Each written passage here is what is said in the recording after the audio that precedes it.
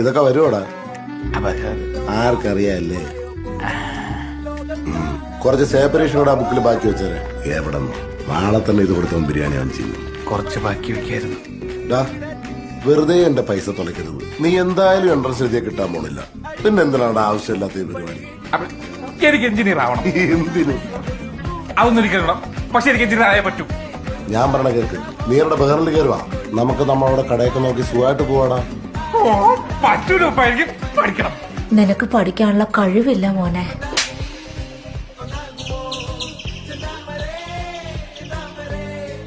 ഞാൻ ഒന്ന് ശ്രമിച്ചു നോക്കുമ്പോ കാര്യമില്ലടാ. നിന്റെ വാപ്പാടെ ബുദ്ധിയാ നിനക്ക്.